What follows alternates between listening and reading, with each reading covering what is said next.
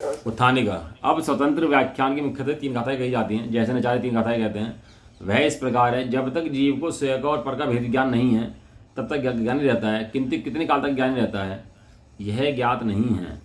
ऐसा पूछे जाने पर प्रथम गाथा भी कहते हैं। इसकी प्रथम गाथा शास्त्र पढ़ने जाए, प्रथम गाथा कौन सी है इसकी? एक सेकंड, ये वाली गाथा पढ़नी थी, तात्पर्य वाला क्या था, क्रमांक दिखाना चाहिए शास्त्र। इसकी गाथा रहेगी, एक मिनट गाथा पढ़ता हूँ इसका। अच्छा गाथा है, गाथा कहाँ है? अच्छा गाथा तो वही है उसका, ठीक है। ये जो गाथा पढ़ी वही वाली गाथा है। हाँ, तात्पर्य ज्ञानवर्णादि द्रव्यकर्म, रागादि भावकर्म और शरीरादि नो कर्म में यह मैं हूँ, मुझ में ये कर्म नो कर्म है। छोड़ दो सारी बातें, क्या है क्या चल रहा है, हमें कोई लेना देना उससे है नहीं। हमें तो केवल आचार्य देव की बात समझ में आ गई। कहने लगे ये राग आदि भावकर्म और शरीर आदि नो कर्म में यह मैं हूँ, मुझ में कर्म है। जिस प्रकार घट में वर्णादि गुण हैं तो घटाकार परिणत पुद्गल स्कंद हैं और वर्णादि में घट है। मिला नहीं? अगले पेज। इस प्रकार अभेद से प्रतीति होती है जब तक यह प्रत्यक्ष रूप से वास्तव में एकत्व बुद्धि है। एकत्व बुद्धि माने चार बुद्धियाँ होती हैं, एकत्व बुद्धि, ममत्व बुद्धि, कर्तव्य बुद्धि और भोक्तृत्व बुद्धि। सबसे पहले जीव को कौन सी बुद्धि उपजती है?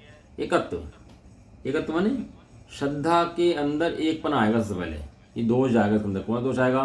कि श्रद्धा के अंदर पर वस्तु को अपनी मान लेगा, एक मान लेगा, अपनी नहीं मान लेगा, मैं मान लेगा। अपनी तो सेकंड फॉर्म है, अपनी मानेगा। फर्स्ट फॉर्म क्या है? यही मैं हूँ, ऐसा ही मैं हूँ, यही मैं हूँ। ये शरीर आदि द्रव्य मेरे हैं थोड़ा ना, मैं हूँ ऐसा है। तो ऐसी एकत्व बुद्धि है। इसी प्रकार कर्म नो कर्म के साथ शुद्ध बुद्ध एक स्वभाव निज परमात्म द्रव्य की एकत्व बुद्धि है। जैसी एकत्व बुद्धि इसकी है, अहम बुद्धि पर द्रव्य में है, इसकी किसके साथ है? कर्म और नो कर्म। आचार्य देव का शब्द क्या है? कर्म नो और नो कर्म। कर्म नो कर्म का मतलब क्या है? शरीर और बाह्य पदार्थ जितने हैं। अभी इसमें एकत्व बुद्धि जो हमें लगती है अपनी, हमें भाषता ही नहीं भाषता में एकत्व बुद्धि है। यह मैं हूँ, मैं गोरा हूँ, मैं काला हूँ, मैं मोटा हूँ, मैं पतला हूँ। ऐसा हमें लगता है कि नहीं लगता? आप अपने आप से पूछिए क्वेश्चन कि मुझे ऐसा लगता है कि नहीं लगता?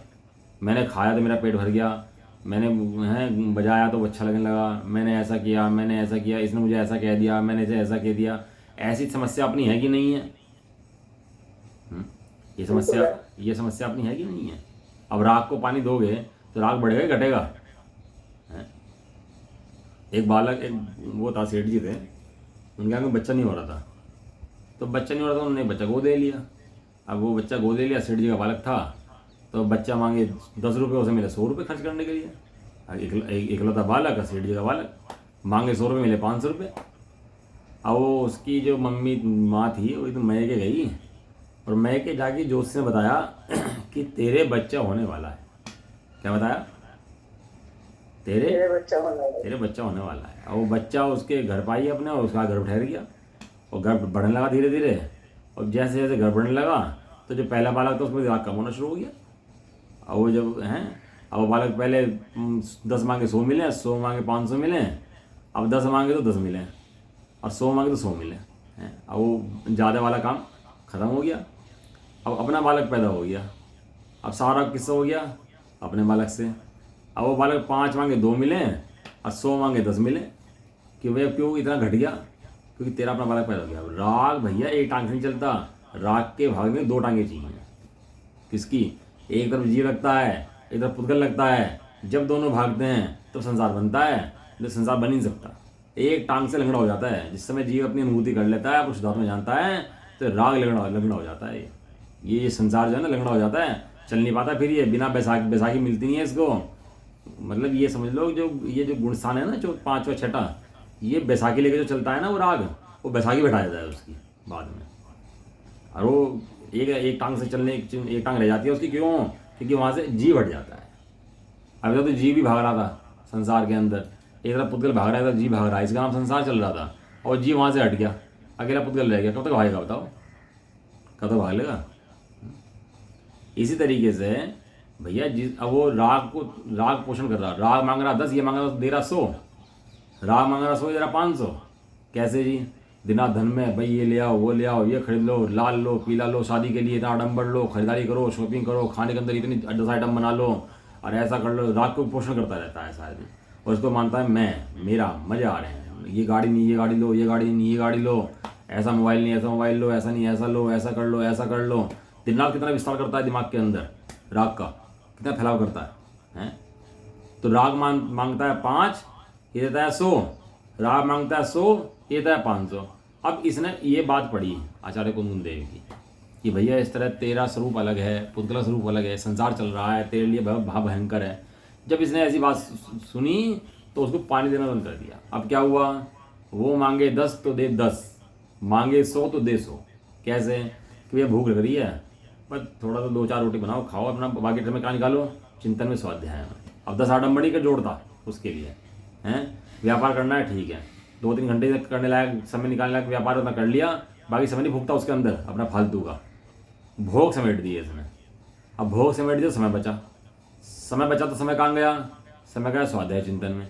जब स्वाध्याय चिंतन में गया तो राग की टांग टूट गई, राग चल ही नहीं पाता उसके बाद, और शुद्धात्मा समझ लेता है, वो रमण शुद्धात्मा के अंदर करता है, उस राग के अंदर नहीं करता। राग खड़ा है, ये बात बराबर है, लेकिन टांग टूट गई उसकी दूसरे वाली। इस प्रकार जब तक एकत्व बुद्धि है, इस वक्त कर्म नो कर्म के साथ शुद्ध बुद्ध एक स्वभाव निज परमात्मा द्रव्य की एक बुद्धि है। किसकी? शुद्ध बुद्ध एक स्वभाव निज परमात्मा द्रव्य की एकत्व बुद्धि है। हालांकि जो शुद्ध बुद्ध एक परमात्मा स्वभाव है वो एकत्व बुद्धि नहीं करता, उसकी श्रद्धा गुण की एक समय की पर्याय एकत्व बुद्धि करती है। जब वो एकत्व बुद्धि करती है तो ये कहा जाता है कि पूरे द्रव्य ने ही एकत्व बुद्धि करी। क्या कहा जाता है? पूरे द्रव्य ने ही एकत्व बुद्धि करी। कर्ता कौन है? श्रद्धा गुण की एक समय की पर्याय। तो पूरे द्रव्य पर आरोप देके कहते हैं कि भैया पूरे द्रव्य ने एकत्व बुद्धि करी। वास्तव में निश्चय पे जाओ तो क्या होता है, वो श्रद्धा गुण की एक समय की पर्याय एकत्व बुद्धि करती है। तो बदलना किसे है? पूरे द्रव्य को नहीं बदलना, श्रद्धा गुण की एक समय की पर्याय को बदलना है। समझ में आया? कहाँ करना है? जो एकत्व बुद्धि है सारा वजन उसके ऊपर देना है। जो राग को पोसता है तू, सारा वजन उस पर देना है। तेरा अपना बालक पैदा होगा तो तेरा वजन वहां पर स्वयं कम हो जाएगा, वो बात तेरे अंदर पड़ ही नहीं सकती है। जो ये होता है ना, जो जैसे कोई लड़का हो गोद लिया हुआ और अपनी लड़की पैदा हो जाए हैं, तो दोनों को साथ नहीं सुलाते हैं। भले साथ खेल लो कूद लो सब काम कर लो, लेकिन सो के साथ नहीं, सो के अलग अलग। क्यों भाई? दोनों भाई बहन तो हैं कि नहीं? और अपने भाई बहन हो तो सगे हो तो सुला दे, और कोई चाचा ताऊ में मौसा मौसी में हो तो भाई सो के अलग अलग। खेलो तुम दिन में कोई दिक्कत नहीं है, तुम साथ में खूब खेलो भी कोई दिक्कत नहीं है, लेकिन सो के अलग अलग। क्यों भाई क्या दिक्कत आ गई थी? जो सारा दिन साथ है तो रात के साथ छोड़ने में दिक्कत आ रही है कि नहीं भाई? इतना साथ नहीं सकते। कहीं ना कहीं अंदर में वो पड़ा हुआ है, शल्य है, शल्य नहीं है, शल्य पड़ी हुई है, इसको अलग अलग रखते हैं। इसी प्रकार से ये जीव द्रव्य अपने आप को अलग रख लेता है। किससे? राग से। तो सारे दिन कोई बात नहीं, राग के काम कर रहे हैं, व्यापार कर रहे हैं, सब कर रहे हैं, लेकिन जब अपनी स्वाध्याय सामयिक में आएगा तो क्या करेगा? राग को छोड़ देगा, पुतल को छोड़ देगा और अपने आत्मा रमण करेगा उससे आनंद पूर्वक। सदा काल साथ नहीं सकता वो। क्यों? क्योंकि पराया है, अपना नहीं है राग पुद्गल। अपना कौन है? अपना तो निज परमात्म द्रव्य है। इस तरह आगे करें, अप्रतिबुद्ध स्वानुभूति रहित बहिरात्मा होता है। वो जो निज परमात्म द्रव्य था वो कौन होता है? कौन हो जाता है वो बहिरात्मा हो जाता है। कितने आत्मा होते हैं बताओ जी? तो ही तो होते हैं, अंतरात्मा है, बहिरात्मा। गलत, कोई और परमात्मा बताओ जी। परमात्मा आगे पूछो, पहले बता दो। हाँ जी बताओ। क्या आत्मा अंतरात्मा परमात्मा स्वात्मा परमात्मा? नहीं, गलत, 6 डाला जब। आत्मा जो विषय चल रहा हो वहां पर बहिरात्मा, अंतरात्मा, परमात्मा। अब मुझे ये बताओ बहिरात्मा कितने प्रकार के होते हैं? बहिरात्मा कितने प्रकार के होते हैं? 7। अच्छा, अंतरंग 7। बहिरंग 7 प्रकार होते हैं? क्यों जी, बहिरंग कितने प्रकार होते हैं? किसी को नहीं पता, सब स्वाध्याय प्रेमी सब। 14। बहुत बढ़िया। और बता दो 20-30 बता दो, और भी वो दिमाग में घूम रहे हो तो और भी बता दो हैं भैया। 28। बहिरात्मा का भेद ही नहीं होता। बहिरात्मा सारे होते हैं। जो परम एकत्व बुद्धि करे तो भेद कैसे करें? अब वो व्रत ले नियम ले तो ऐसा नहीं कि व्रत नियम वाले बहिरात्मा अलग हैं और बगैर व्रत नियम वाले बहिरात्मा अलग हैं। वहाँ कसाई का जीव हो तो वही बहिरात्मा उसी कैटेगरी का, बड़ा आत्मा ही है। और कोई आत्मा भी बढ़ गई कैटेगरी। हाँ वो व्यवहार से। मतलब आत्मा को भी बांट दिया हो। अरे जब अपना परिजन नहीं साधेगा तो बांटेंगे। गंदा बच्चा अच्छा बच्चा तो बच्चे बांट दिए। सुनो तो क्या कह रहे थे? परंतु तो आत्मा को भी बांट दिया बताओ। बहिरात्मा के भेद नहीं होते। वो विवर्ती त्यागी बहुत बड़ा पग समझता हो, एक कसाई हो, दोनों एक कैटेगरी में। बहिरात्मा के अंदर बहिरात्मा में आचार्य ने भेद नहीं करा। जो देह जीव को एक गिने बहिरात्म तत्व मुधा है। अंतरात्मा के 3 भेद हैं, जगन्य, मध्यम और उत्कृष्ट। उसके अंदर जो चौथे गुण स्थान जगन्य, जो पंचम गुण स्थान छठे गुण स्थान मुनिराज हैं वे हैं मध्यम, और जो उनसे ऊपर श्रेणी चढ़ जाते हैं 7 गुण स्थान से ऊपर हैं वे हैं उत्कृष्ट। अंतरात्मा के भेद हैं।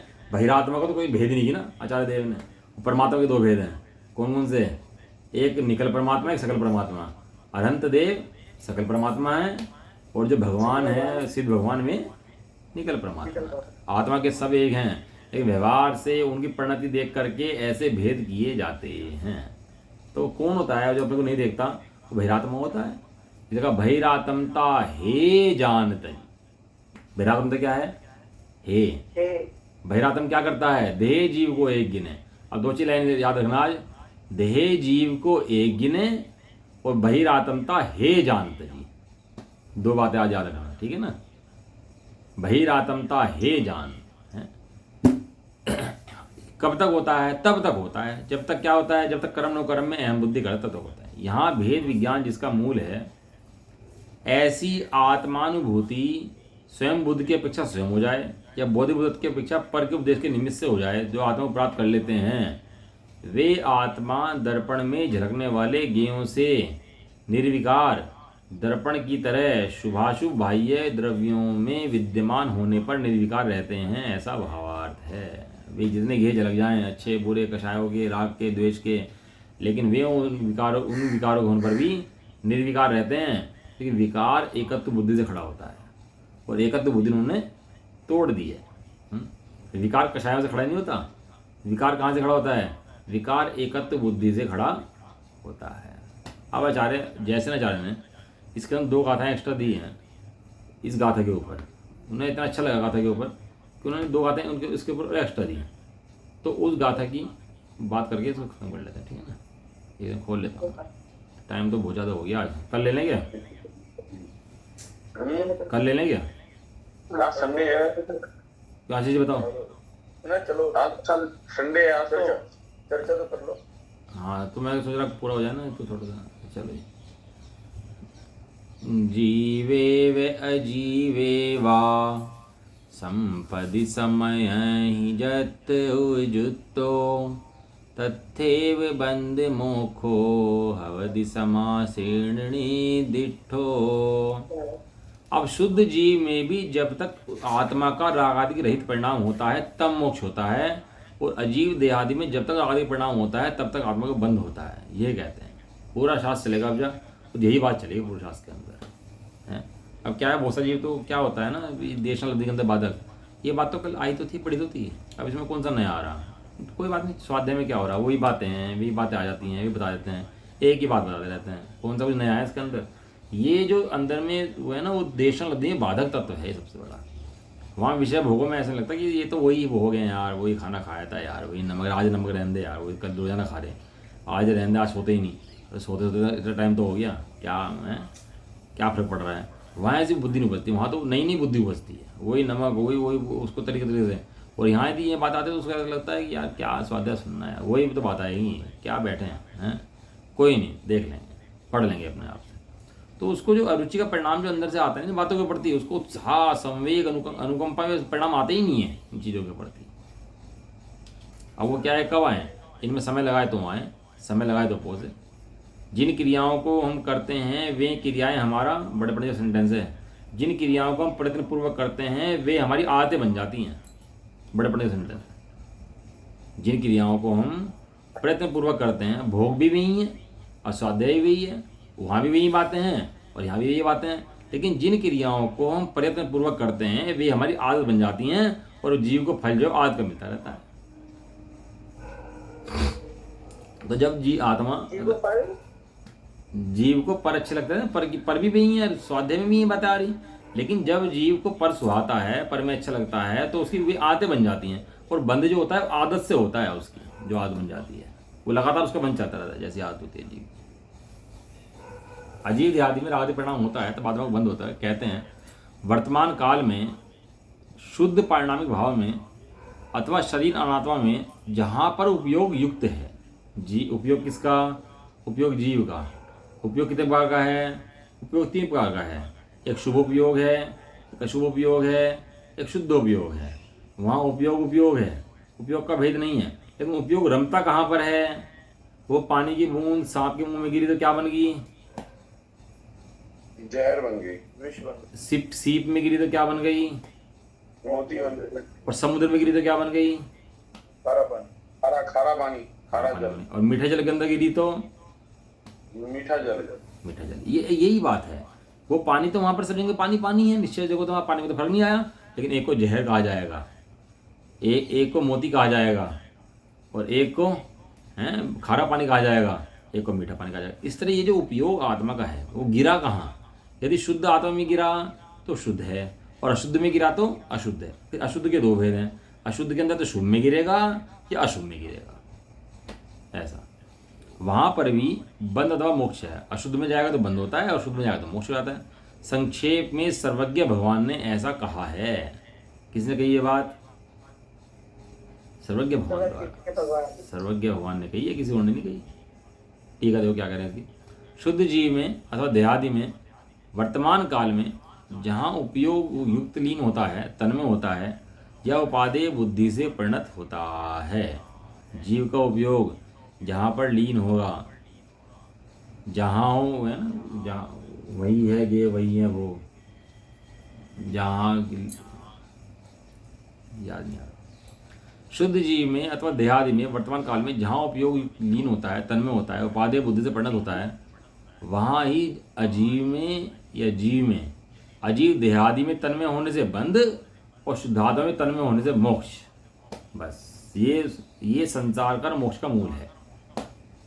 जीव तन में कहाँ होता है? तन में माने तत्में, तथा माने उसमें माने या तो पुद्गल में हो जाएगा पूरा का पूरा, या शुद्धात्मा में हो जाएगा। तन में होने से मोक्ष होता है। संक्षेप में सर्वज्ञ भगवंतों ने कहा है, संक्षेप में कहा है, विस्तार तू स्वयं कर लेना। यहाँ ऐसा जान लिया, ऐसा क्या करना? सहजानंद एक स्वभावी आत्मा में रति करनी चाहिए, लीनता करनी चाहिए। अब आदेश भी दे रहे हैं इस बात के लिए। खाली जान लिया ठीक है, ऐसा नहीं, तो करें क्या करें? आत्मा में रति करनी चाहिए, लीनता करनी चाहिए, तथा उससे विपरीत परद्रव्य से विरति करनी चाहिए, ऐसा आशय है। विरति करनी चाहिए, छोड़ना चाहिए, व्रत करना चाहिए, उसको त्याग करना चाहिए, उसमें दृष्टि डालनी चाहिए, उस पर भेद विज्ञान करना चाहिए, ऐसा आशय। और जो शुद्धात्मा है तो आनंदमयी आत्मा है, उसके अंदर लीनता करनी चाहिए। सबसे पहले जो श्रद्धान बताया ना समय दर्शन के अंदर, वो देव की आज्ञा का श्रद्धान है। क्या कहा है? देव की आज्ञा का जो का तो श्रद्धान हो, जैसा कहा है। भले ही मुझे नहीं दिख रहा, कोई दिक्कत नहीं है, लेकिन बाबा जी हाथ पकड़ के ले जा रहे हैं तो बाबा जी की उंगली पकड़ ले। जहाँ भले ही मैं रास्ते नहीं पता, लेकिन बाबा जी ले जाएंगे तो सही जगह ले जाएंगे अपना आप ही, है। इसलिए सर्वज्ञ देव की उंगली पकड़ ले, जहाँ ले जाएंगे सही जगह ले जाएंगे। इतना श्रद्धान तो रखना ही पड़ेगा अंदर। और अपने अगर लड़ाए और हाथ छोड़ दे, या ना सुने, ना बैठे, बाबा का हाथ ना पकड़े, तो क्या होगा? हो जाएगा मेले में फिर, और क्या होगा? मेले में जाते थे तो क्या ध्यान रखते थे? हाथ पकड़ के हैं, ध्यान है कि हाथ छूट गया तो उंगली नहीं छूटनी चाहिए। हाँ, उंगली छूट गई तो बस गायब। फिर मेले में अनाउंसमेंट कराओ, ये कराओ, परेशान वही परेशान, ये परेशान। भाई तुमने उंगली छोड़ी क्यों थी? उंगली में छोड़ता, क्यों परेशान हो रहा आप हैं? क्यों दुखी हो रहा आप जब उंगली पकड़ रखता? इसलिए कहते हैं भैया, शास्त्रों की या आचार्यों की, भगवंतों की उंगली पकड़े रखो। पकड़े रखोगे तो मार्ग मिल जाएगा, छोड़ दोगे तो कोई मार्ग मिलने वाला फिर है नहीं। अगली गाथा, लास्ट गाथा है ये 2 गाथाएँ दिया, चाहे जैसे न जाने के ऊपर। उन्हें इतना मजा आया है गाथा के ऊपर कि 2 गाथा एक्स्ट्रा गिर दी उसके ऊपर उन्होंने। अब उनका आनंद है, उन्हें इतना बच्चा अच्छी लगी गाता है, बहुत ही बड़ा गाता लगी उन्हें। क्या कह रहे हैं? जम कुण दिभाव मादा कत्ता सुहोदि तस् भावस् निश्चय निश्चय दो व्यवहारा पुग्गल कम्माण कत्तारम। अब अशुद्ध निश्चय से आत्मा रागादि भाव करता होता है और उपचरित असद्भुत व्यवहार से द्रव्य कर्म करता होता है, ऐसा कहते हैं। पढ़े दिन नया याद आ गया, नहीं आया अभी आपको? याद कहाँ है? पढ़ते ही नहीं होंगे दिन में बैठ के? नहीं, दिन में तो नहीं पढ़ते।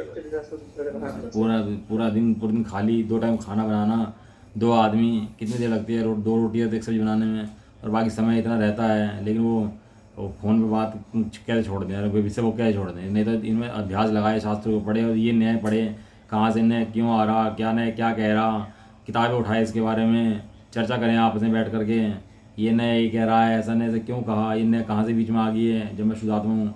आपस में पढ़े समझे और वो सारे दिन विषय भोगों में निकाल दे, घूमने फिरने में और बातें करने में। अरे चर्चा करने बैठे तो बहस हो जाती है फिर। तो आप बहस करोगे तो बहस तो होगी, बहस मत करो, गाय भैंस मत करो भैया, भैंस काली होती है, गाय करो, समझो, सफेद रहो, उज्जवल रहो, भैंस भी करनी। चर्चा करने बैठे तो पूछो मत। नहीं, चर्चा के लिए थोड़ा ना है, चर्चा करनी चाहिए, चर्चा के लिए है चर्चा। देखो क्या करें, निश्चय से आत्मा जिस भाव को करता है वह आत्मा उस भाव का करता होता है, व्यवहार न से प्रतिगत कर्म का करता होता है। जो वास्तव में आत्मा करता नहीं होता है, परम शुद्ध निश्चय है। और फिर नीचे उतरे तो ये कहता है जिस भाव को आत्मा परिणाम करता है, तो जिस परिणाम को करता है, शुभ हो अशुभ हो या शुद्ध हो, वो आत्मा उस परिणाम करता है। और जब आत्मा परिणाम करता होता है शुद्ध निश्चय से, तो उस भाव में कर्म बनते हैं, तो जो कर्म बनते हैं उसको व्यवहार न से करता कहा जाता है। वास्तव में कर्म जीव नहीं लाया, ये उसके परिणाम के निमित्त से कर्म बने हैं, इसलिए परिणामों का आरोप देकर उस जीव को उसका कर्ता कहा, शुद्ध कर्म का। अब ये पढ़ो नए, जब समझ में आएगी बात आप लोगों की, नहीं तो क्या समझ में आएगी, और नए समझ में आएंगे तो फिर तो बात समझ में नहीं आ सकती ना। फिर उसके बाद जो आत्मा जिस रागादि भाव करता है वह भाव या परिणाम करता होता है। निश्चय से अशुद्ध भाव करता होता है, शुद्ध निश्चय से शुद्ध भाव करता होता है। अशुद्ध निश्चय से अशुद्ध भाव का करता है, एक देश शुद्ध निश्चय से शुद्ध भाव करता है। निश्चय ने कितने भेद बताओ जी बराबर? निश्चय ने कितने भेद? वो तो वही अशुद्ध निश्चय है, परम शुद्ध निश्चय हाँ। और साक्षात शुद्ध निश्चय है। कुछ नहीं, साक्षात परम शुद्ध निश्चय, साक्षात परम शुद्ध सब सपाट है। इतनी मतलब मैं ये ऐसा प्रश्न है कि मैं आप पढ़ तो रहे हो, भोजन में पढ़ाई कि कहाँ जाएगा कहाँ आएगा, और आप पता नहीं है। परम शुद्ध निश्चय, साक्षात परम शुद्ध निश्चय। कर्म से बताओ, कर्म से। अरे भैया ये चीज तो ध्यान ही में शुद्ध है। ये ध्यान नहीं है, ये ध्यान है कि मैं संसार में हूँ, क्यों रहूंगा, कैसे रहूंगा। इतनी बात तो समझ में आती है।